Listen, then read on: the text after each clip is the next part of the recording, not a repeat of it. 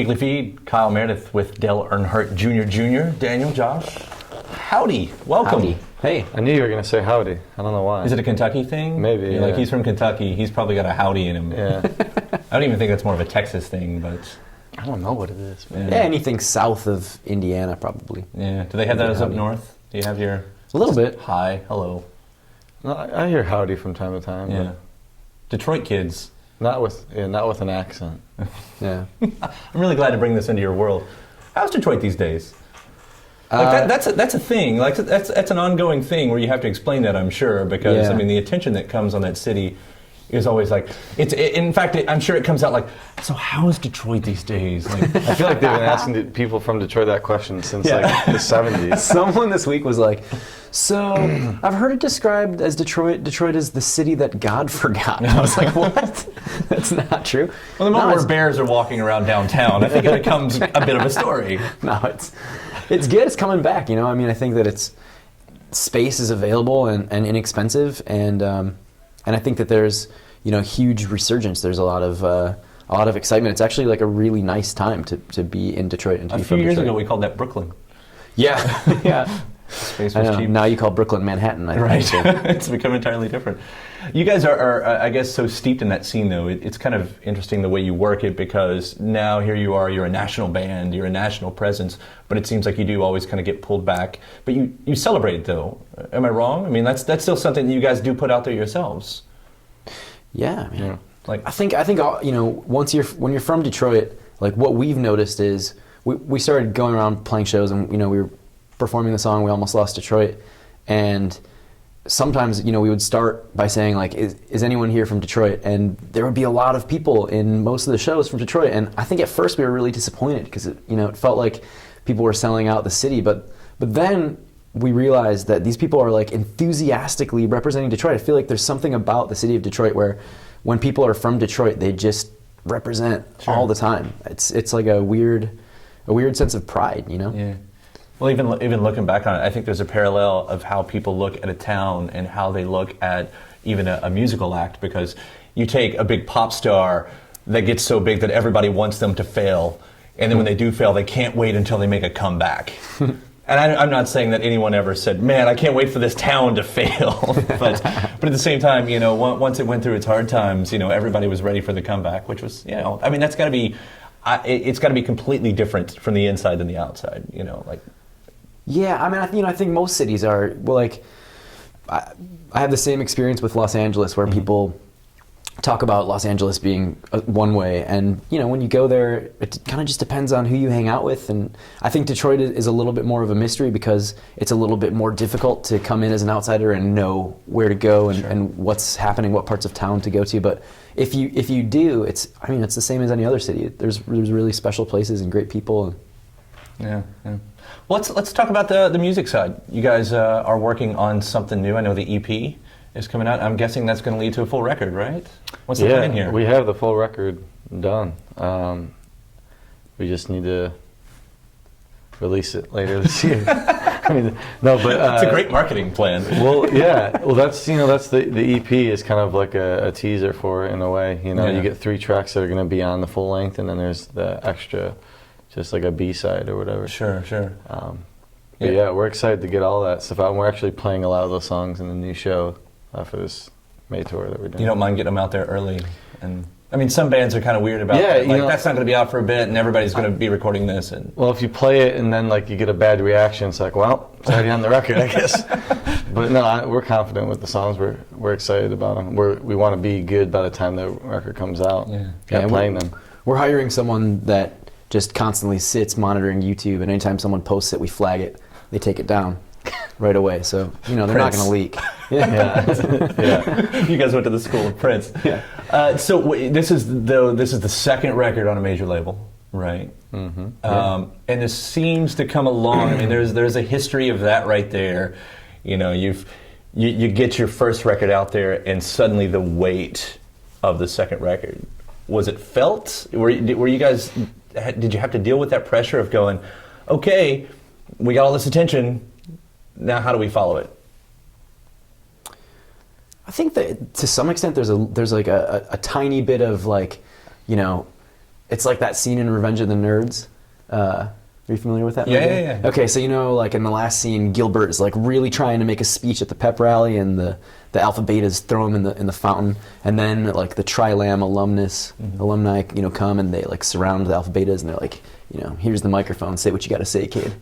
And I think there's like a little bit of that where it's like, oh, this is like we actually have people that are interested in like hearing what we do next. Sure. But I think that we kind of took a step back and thought, what is it that we should be talking about? And it was kind of like just capturing the moment of our lives. It's not either of our second records by any means. It's like 13 and 14 for us probably. So it didn't necessarily feel like it was going to be hard. So the level really didn't throw it off. Yeah, it's like this is a different record than we've ever recorded, or it just gets to be another record in the line. It was fun. I mean, it was really fun. It was a fun art project. Well, I hear you guys talk about, in previous interviews, you're like, one of the most important things was never to take ourselves too seriously, which, comes across on live shows. But I imagine that when you're dealing with the art, when you're dealing with people want to hear us, what have we got to put together, that it's got to be a bit more focused than let's just not take ourselves too seriously. I mean, when the songs start getting put together. Yeah, but I mean, a lot of that stuff is so instinctual, You're not like, you have no time to process, am I taking myself seriously? Am I being a joke? It's literally like things are just flowing through you. Mm-hmm. So I don't think like that's not really, it's not part of the creative process in my opinion anyway. Like I'm happy, I'm going to make a happy song. Like sometimes just, you could be a happy person that day and you can write something that's really dark, because that's what came through you for whatever reason, subconsciously or whatever. So. Yeah, I think we try not to take ourselves too seriously in everyday life, but I think our music and like our dedication to the craft is serious. We take that very seriously, but I think that it would just be really hard to like carry the weight of having to be this like intense, brooding person all the time in real life. I just don't know that I would be able to do that. Yeah, I'm already have my dark moments as it is. I can't have that be a character that I have to play too. Sure. Like I said, there's a misconception about for the fans when you think of someone writing a song, there is this romantic image, of the brooding musician sitting around coming up with a fully realized concept and everything. But when it comes down to it, you pick up the guitar, you sit down with the piano, and out comes the song. Yeah. You just try not to control it, or at least in my opinion. Yeah. So with some of the types of music that you guys hit on, and it's a nice breadth because you look back on something like Simple Girl or something like that, which has, whether you want to call it a bit of that Beatles flavor to it or whatever, and then you have the new single with the dance floor, and I look at that and like it seems like there's rules and certain lexicon that has to come and play, when you're writing a song like that. And maybe it goes back to the question I just asked, like when you're writing a song like that, you're going, oh, it's a dance song. I've got to talk about dancing in the dance song.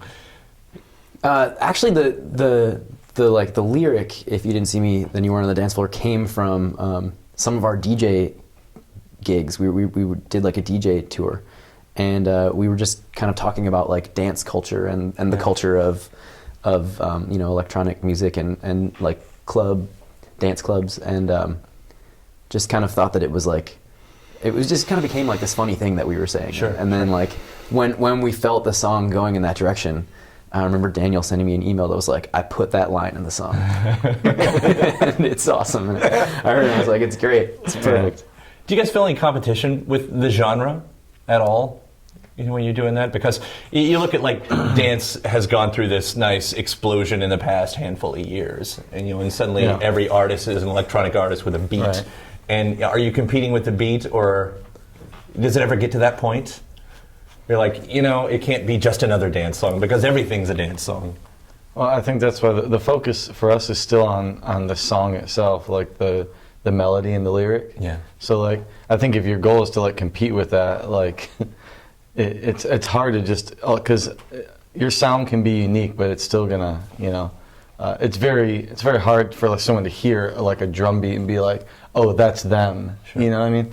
But as long as I feel like if people hear our song, like it's very much us with regards to melody and lyric, And so, and you know, that's just us being ourselves. I don't see it as being like trying to sort of stand out or compete with the electronic sounds of the stuff. But yeah, but I think also you hear things in everyday life, and they kind of like seep their way into your subconscious, and you know, I think that it inspires different ways to work.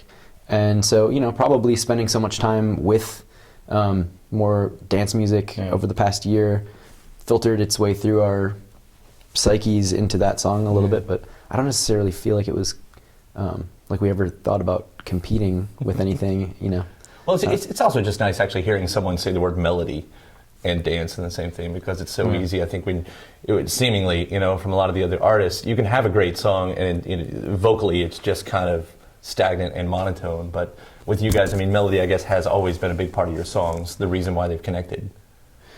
Yeah, I mean, the art and craft of songwriting is something that we're really serious about, and I think that, you know, a lot of times production can tend to be a way for that allows people to cop out in other aspects of their songwriting. Like if you know, like I think that aesthetic is kind of more exciting than actual songs somehow, especially recently, often. So, you know, I think to us the song is the most important thing. Yeah. Well, it comes across. I can't wait to hear the full length. I'm sure that's just later this year. yeah, we don't know. Exactly. Yeah, right. It's like it's going to be out later this year. No, we'll take that. I am looking forward to it because so far the 2 tracks we've heard, fantastic. So thanks so much for dropping by. Thanks for having us. You're really fantastic at interviewing people.